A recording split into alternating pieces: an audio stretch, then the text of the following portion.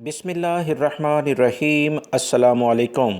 سعودی وزارت صحت کی جانب سے 28 مئی 2021 کے لحاظ سے 24 گھنٹوں کے مطابق وبائی مرض کرونا کی رپورٹ جاری کر دی گئی ہے، جس میں بتایا گیا ہے کہ سعودی عرب میں پچھلے 24 گھنٹوں کے دوران 1215 افراد وبائی مرض کرونا کا شکار ہوئے ہیں، جبکہ 11 افراد انتقال بھی کر گئے ہیں۔ انا للہ و انا الیہ راجعون۔ جبکہ نئی رپورٹ کے مطابق 1161 افراد صحت یاب ہو کے اپنے گھروں کو بھی روانہ ہوئے ہیں۔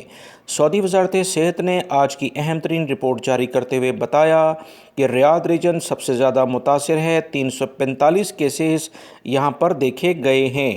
مکہ المکرمہ ریجن، جس میں جدہ بھی شامل ہے، 324 کیسز ہیں۔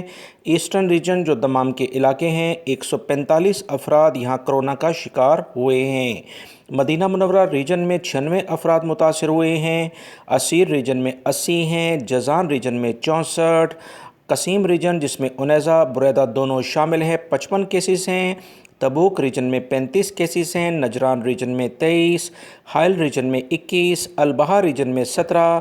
ناردرن بارڈر، جو شمالی حدود کے علاقے ہیں، 6 کیسز ہیں۔ الجوف ریجن، جو سکاکا کا علاقہ ہے، 4 افراد کرونا سے متاثر ہوئے ہیں۔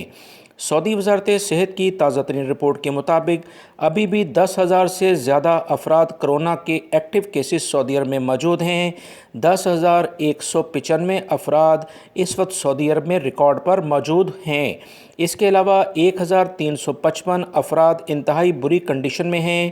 ان کے لیے خصوصی طور پر دوستو دعا کی جائے۔